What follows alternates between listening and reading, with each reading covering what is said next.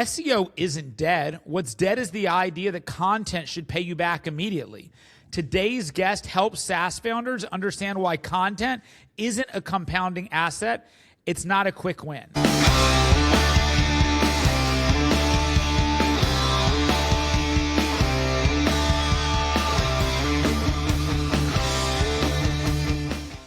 So, Katie, you and I were having a quick conversation before we jumped and hit the record button on how founders are missing right now. What do you think is the biggest place founders are missing when it comes to their content creation?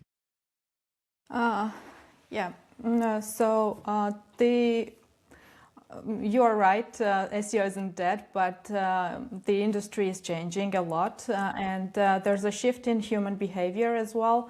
They don't use Google to search things alone. Like, they use Google, but they also use AI assistants, and even within Google, they rely on AI overviews and AI mode as well.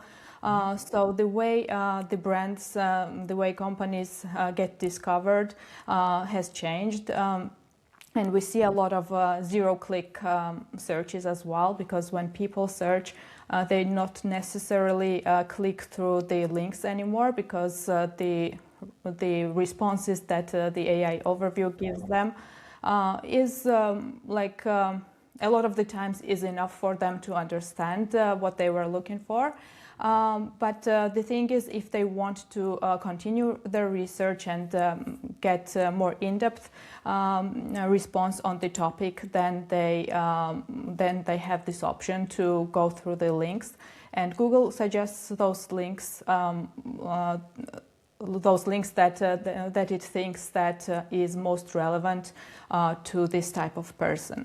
What a lot of founders miss out on is they are still creating content for SEO, and they don't necessarily think too much about what the audience is really looking for. And what AI systems prioritize in those search results and AI mode is the content that gives the reader, the searcher, the most satisfactory result for their question. You made a statement in there that most founders are creating content for SEO. I found it quite the opposite. And maybe it's just the level of people I'm dealing with in the industries I'm in and who I'm in the rooms with versus who you're in the rooms with. You're having conversations around content, so maybe you see that happening more. I don't think most founders have any clue how to optimize content for SEO. Much less the new type of SEO. I'm talking about the traditional version of what SEO is. I think that most people don't have any clue how to optimize content for SEO. Am I wrong? In my experience, they try to optimize it for SEO. Like, they might not be aware of how to do it themselves, but they are more focused on the keyword side of things and link building and stuff like that, and less focused on satisfying the user's intent and being unique and most reliable source in the industry. Yeah, I sold SEO for about 8 years in automotive. And it's interesting that your perspective is that a lot of people are optimizing for keywords and link building, because I would tell you 9 out of 10 car dealerships didn't know what the hell link building was. Yeah. And what we saw, and once again, this was a couple of years ago, this is not in the past 2 or 3 years, what we saw everybody was optimizing and over-optimizing for just the volume of content. It's like, let me put more content out there, and not the quality of the content, not who the content's speaking to. And most people didn't understand the value of citations, didn't understand the value of link building, much less keywords on the website. Do you feel like there's been an evolution, and maybe my lack of seeing that is just not being in the space over the past couple of years? Because when I was there, link building was 100% what we did with the company we offered. And it was the biggest differentiator we made because most people never even heard of it and didn't know that was one of the biggest parts of Google's algorithm.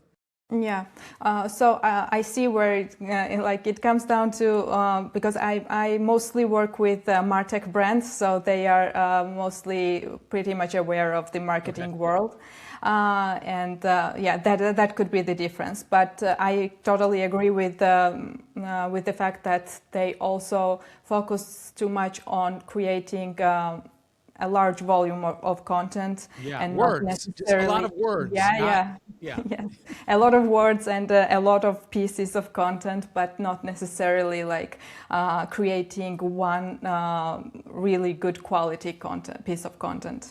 One of the other things that, and I loved your perspective on this, and maybe it's evolving.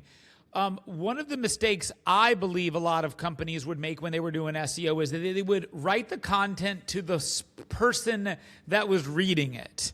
And even though that sounds like you should want to do, and maybe that is what you should want to do, but when somebody told me that actually the content should be written partially for the person reading it, but more importantly, it should be written for the algorithm of the search provider to be able to read it and index it and to then be able to supply the user with you being the person who is supplying the search engine with the most usable information to know what you do.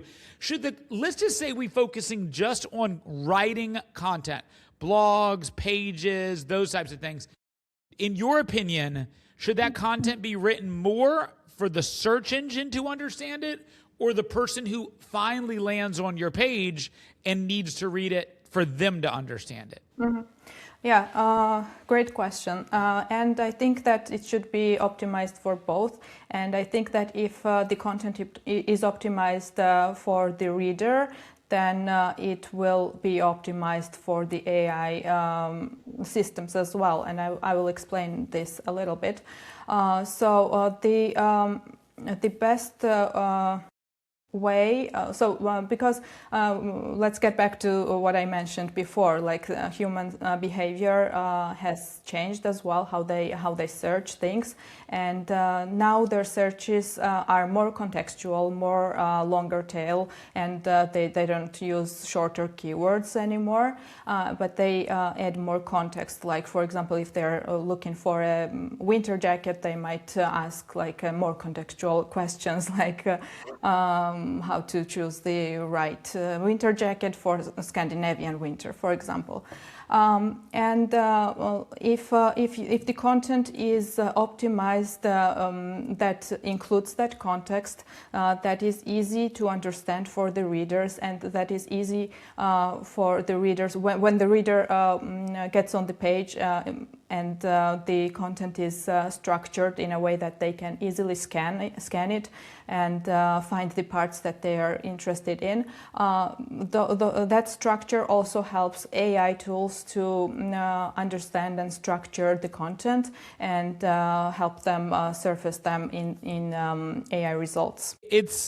So first off, the answer to the question of what type of jacket to buy for a Scandinavian winter is stay inside. Don't go outside. That's the right answer. I don't know if you agree with me on that, but that's the right answer. Just stay inside. No jacket is equipped for that process. Yeah, it's interesting. I think that how people are searching is... I can tell you just from my own patterns, and I'm not on the younger side. I mean, I'm 42 years old. I'm trying to keep up with everything that's going on, but my search habits have definitely changed.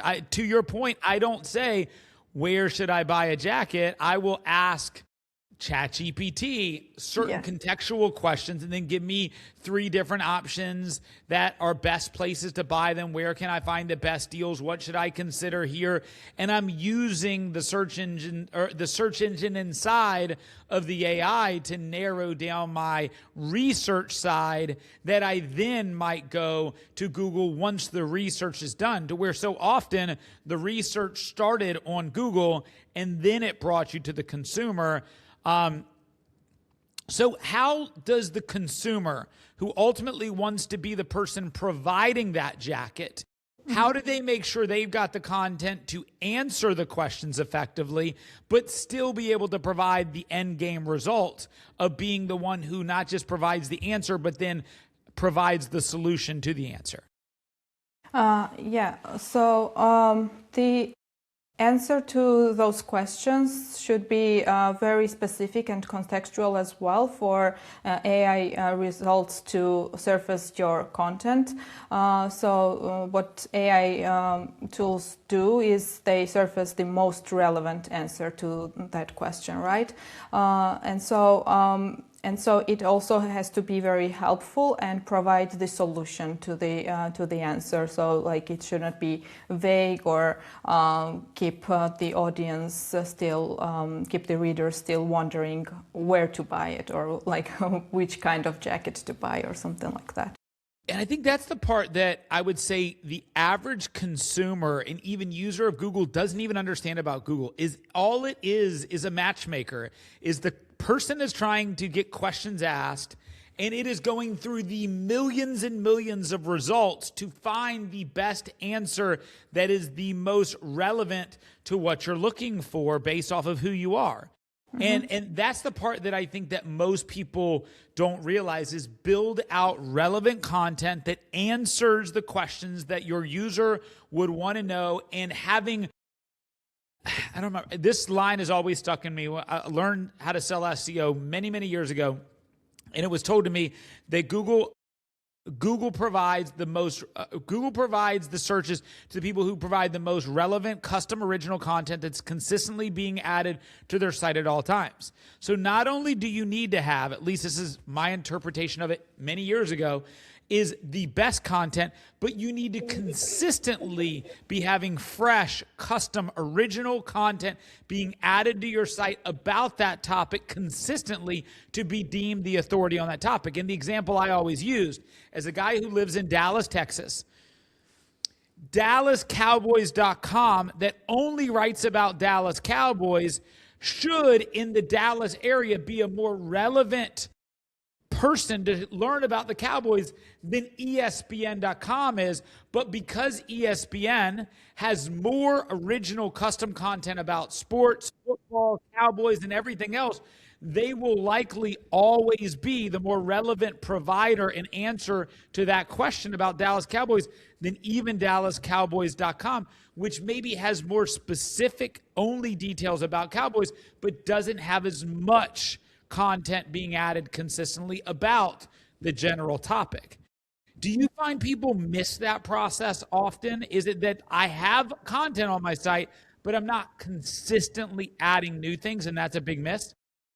Yeah, of course. And you mentioned that you were in SEO like many years ago, but what is happening now is good search engine AI optimization is also a good SEO because what you said is completely correct. Like you need to be the most helpful resource in that specific niche, but you also need to talk about it consistently, and you also need to show that you are the authority in that industry, you know a lot about the industry, and you can help your ideal client persona with whatever issue they have within your industry. Yeah, and so if somebody is getting started and they're a newer business, I think one of the things I've run into a challenge, and I kind of mentioned this in my opening line, and I'm sure you do too, which is that challenge of how do I get results from this investment, but am I patient enough to see the results from this investment? And so often I think people abort an investment like SEO or like content creation early because it's not an immediate reaction of results. And so often people make the mistake, I believe, of spending money on advertising before their brand is effectively built on their website or on their social media. And they end up throwing so much money away because they focus on the immediate return instead of the long-term approach, which will save them money, time, and get a better result.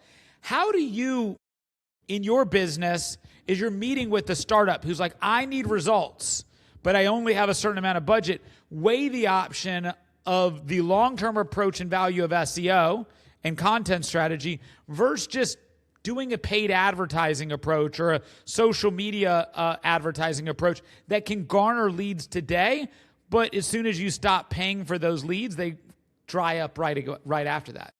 Yeah, I see that a lot, that like everyone wants immediate results. And it's quite the opposite, like SEO and even organic social media content. They need some time to build up and they provide delayed results, I would say. These types of content, organic type of content, is not there to provide immediate sales. It's there to build the authority and build the trust and to be known as someone who can help the certain type of person. The brands who understand that and they are consistent with their content and they talk about the same topic over and over, provide a lot of value, they eventually get to more sales down the line. Yes, there are a lot of people, especially in the beginning when they don't have a lot of content, they want to try this kind of content, that kind of content. They talk about different kind of things.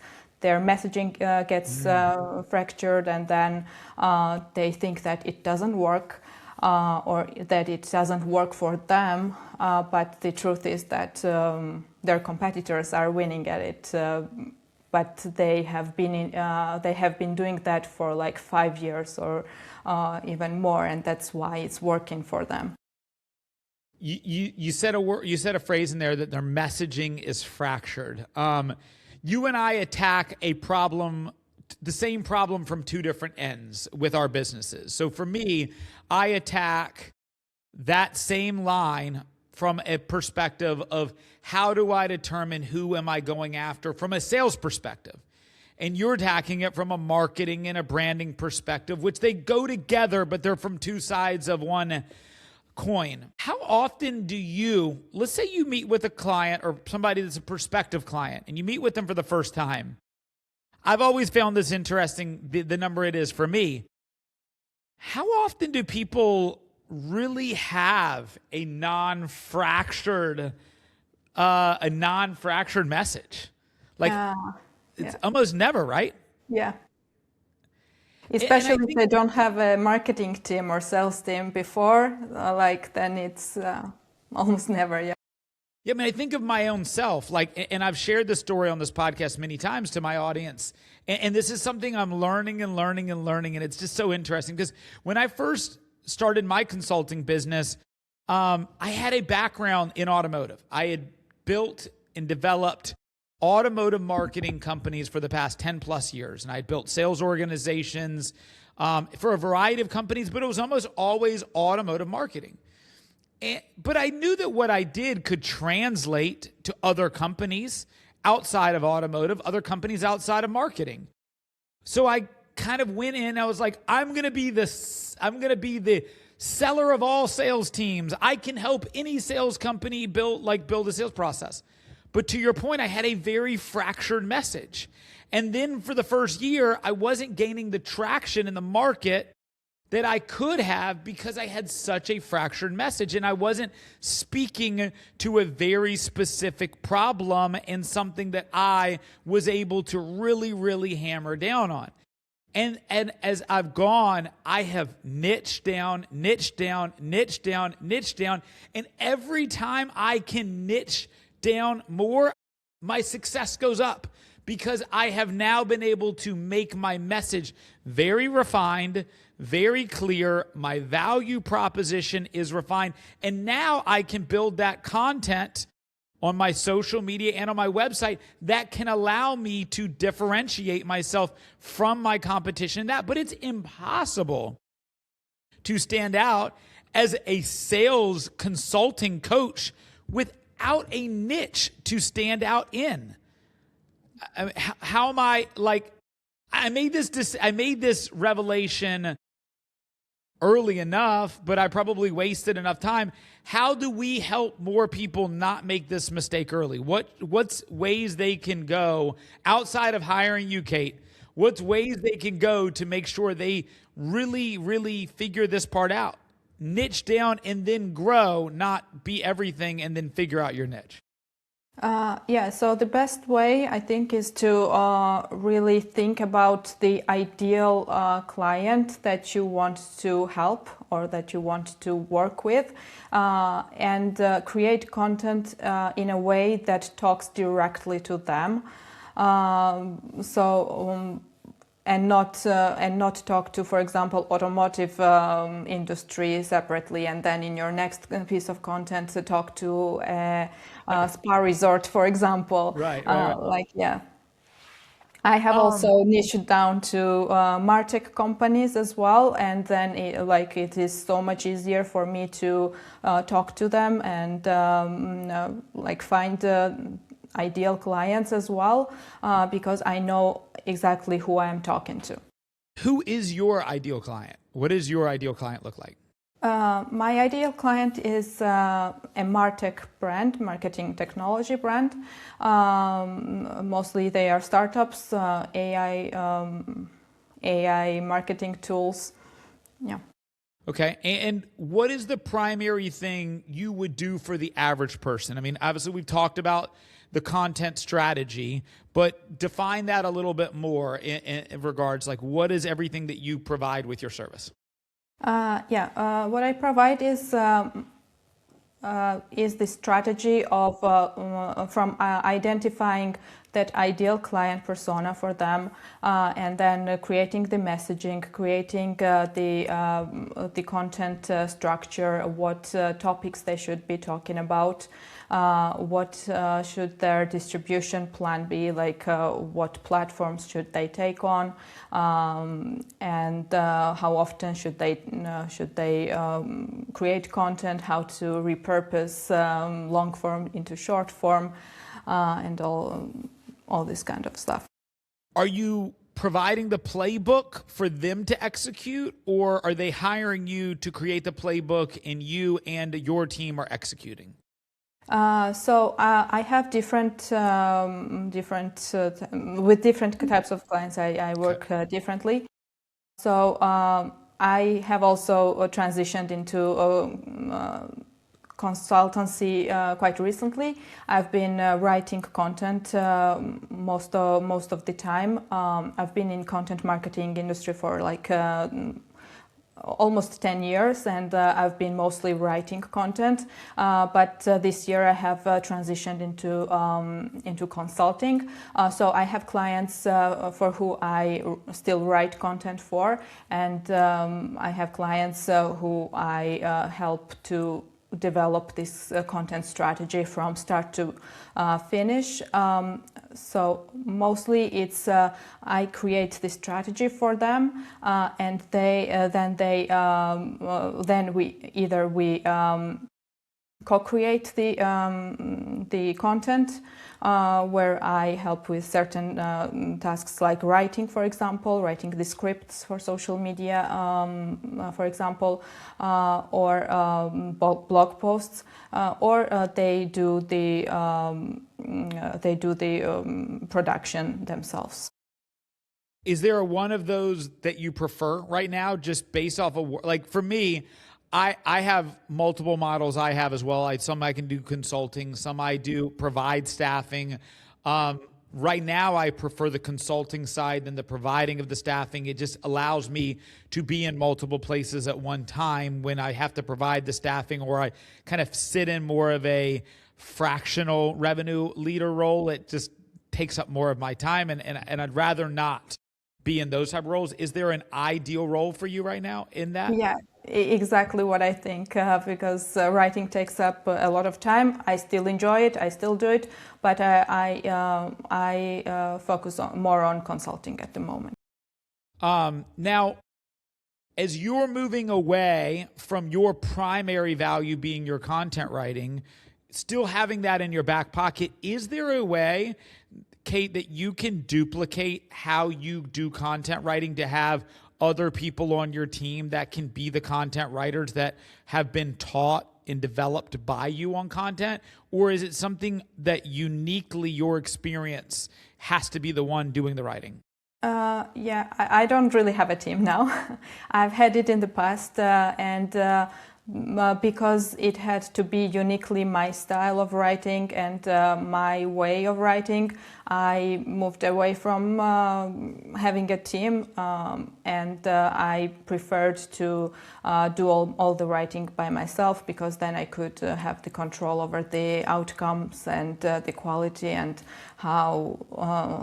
and I could also develop my own style in writing as well. And I asked that question because I have a certain way I sell. I have a certain things that I do, but I've also been able to develop a duplicatable process for me to bring in sellers that never have sold before, but then teach them how to be successful in that route. I can imagine one of your limitations with your business is that you only have so many hours within the day, and you might have a lot more people want to be able to hire your content writing, but you don't have the bandwidth to do it. And if you had the ability somehow, and it sounds like it's not able to be done, to be able to then teach people your content strategy, there'll probably be value in the duplication of that mindset, that process that allows you to be able to do that. Now, I'm hoping the answer is no. I don't know how long the answer will be no to this question, but is there not just a way for you to ingest all of your content writing strategy into AI, have them understand that, and have AI be that junior version of you at this point on content strategy? Yeah, good question. So in my consulting service, I always include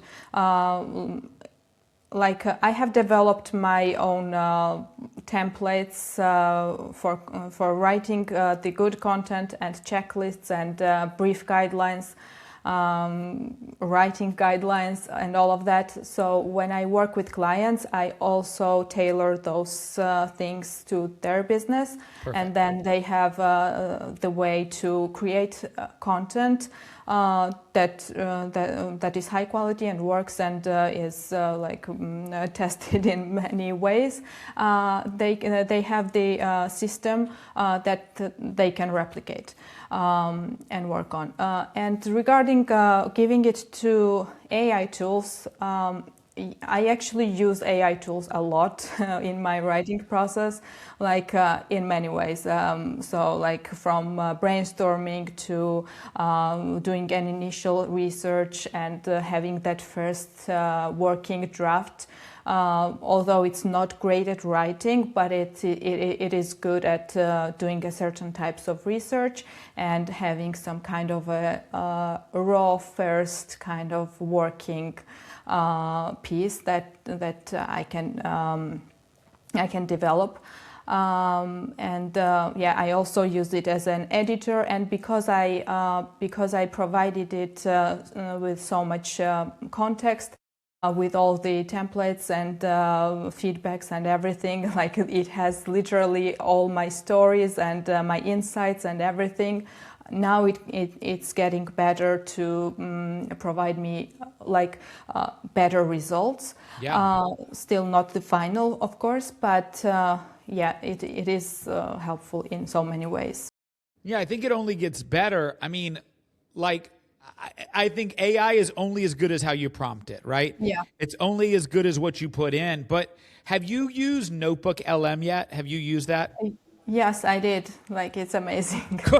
I used it this weekend. I had 2 videos of me explaining to my team everything that we do within the company. I have my website, and I was able to just export the 7-minute video plus my website URL link. And then I added in a 22-minute video I have on my YouTube channel that talks about why and how we do the podcast as well. And I exported just those 3 resources, and then it was able to create me a 22-slide deck on my business that I could use in a presentation. It was able to create an infographic of all of my business.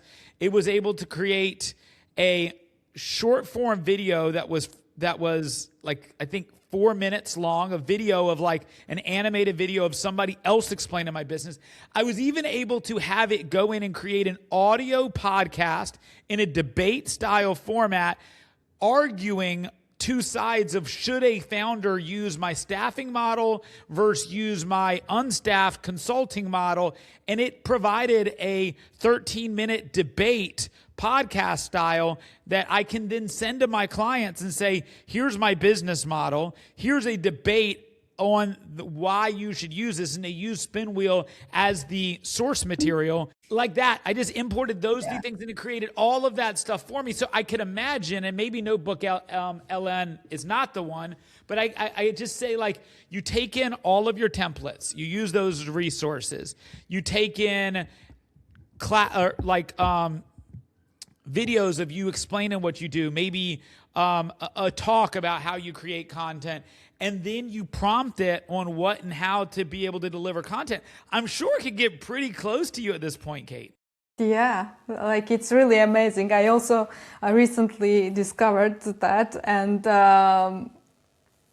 like I was working on this playbook on how to optimize content for AI search. And I came across one very good report, but it was like 100 pages or more, or something like that. So I uploaded it to NotebookLM, and like it gave me that video, like short form video, and it explained everything that I needed to know. It's crazy. So yeah. It's great. I mean, for all these people who want to read these books, like somebody sends me a book, like, okay, great, cool, send me the book. I'll then take the book.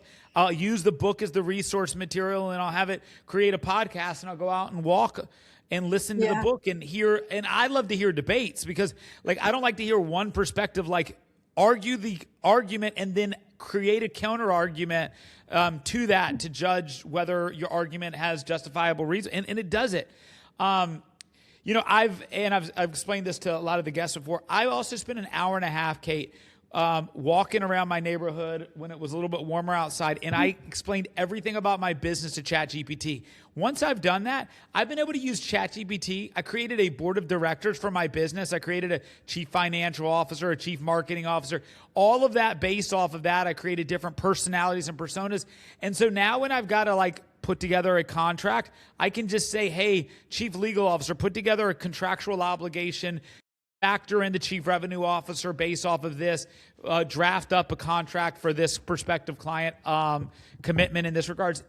Done. And I don't have to give it the context because it already has all the context of me, my business, everything that I do, how I want things structured, everything that I need to do. So for anybody I work with, and I probably say for anybody you work with, you should probably have a joint ChatGPT that you and that client can work together in, where you require them to go in and download all of that information and then teach them how to use some of the prompting measures that you've used for success to be able to create some of their own content when they're managing it themselves.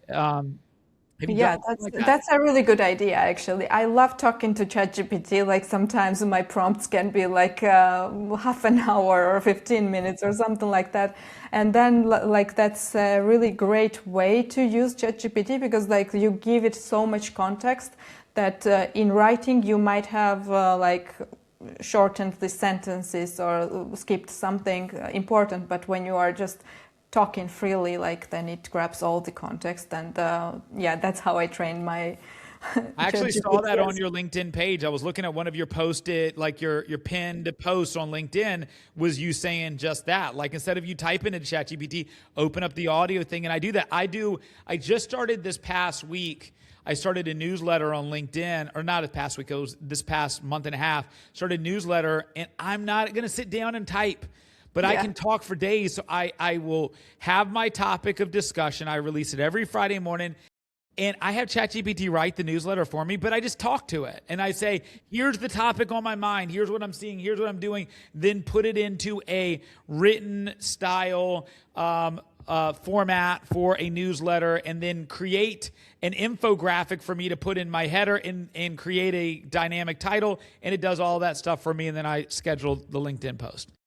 Yeah, Yeah, I use that in my newsletter as well, because I have a weekly newsletter that where I share behind the scenes of creating content, the lessons that I've learned, patterns that I've seen during the week, and stuff like that. So like I just grab my phone and talk to it about how my week went, what I did during the week, what I've seen, patterns, all this kind of stuff, and then maybe I have some suggestions on the ideas, or if I don't, or if I have like a multiple or something, then it also suggests me what to focus on and how to structure, and like it's super helpful. Yeah.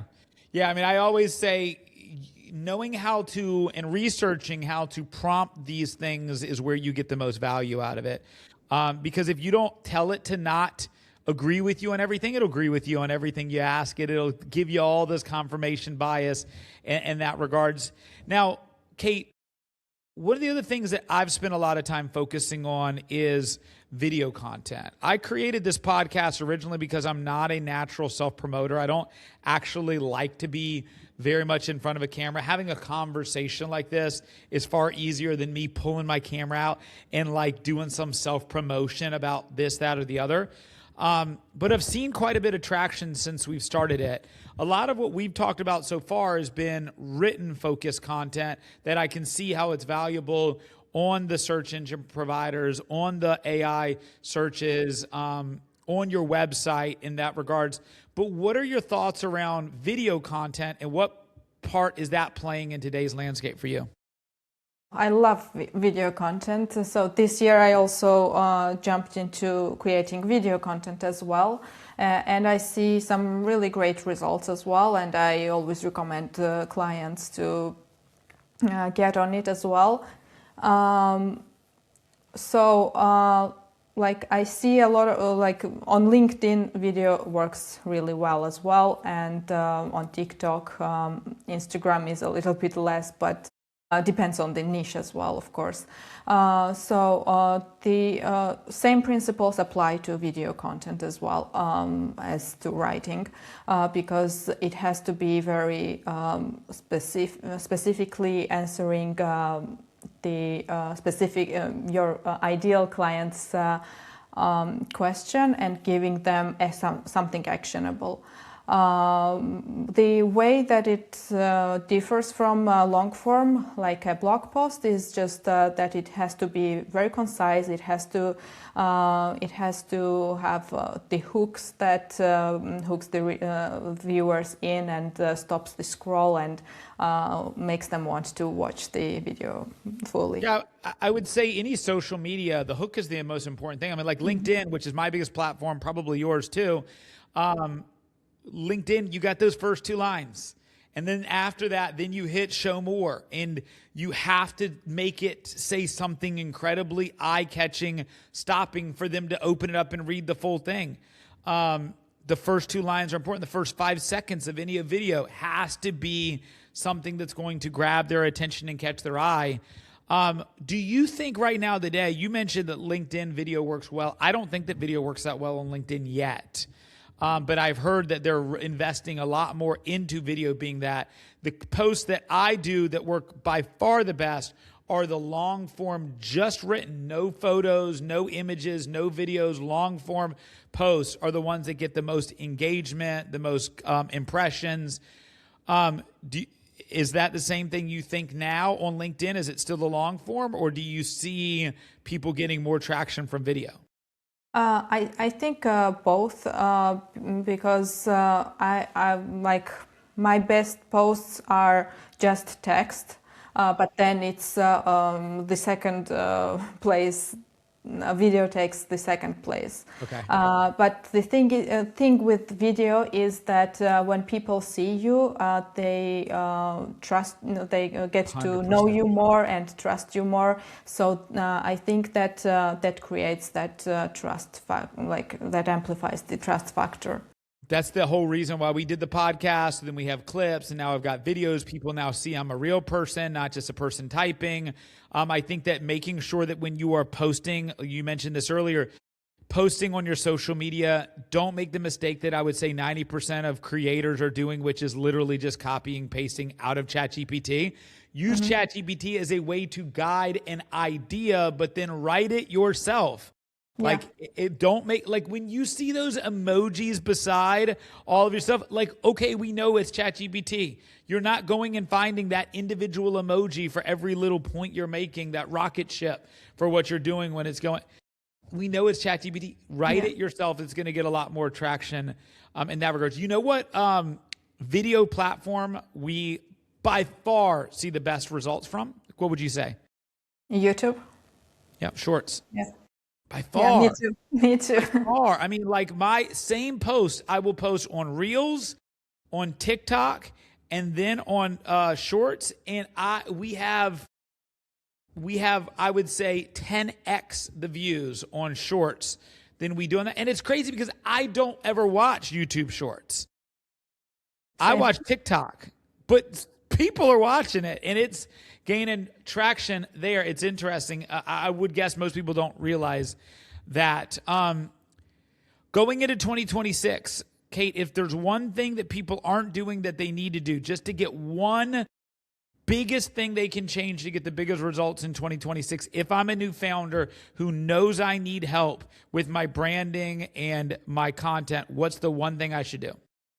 One thing is to focus on one specific person you are trying to help. Yeah, that would be the one very important thing. I mean, that's something that when I first heard it, I kind of rolled my eyes at it. And then I heard many other intelligent people like you continue to say this. And when I put it into practice and did it, it absolutely worked. Obviously, Kate, I will take and put all of the ways to get in contact with you inside of the bio here so people know how to get in touch with you.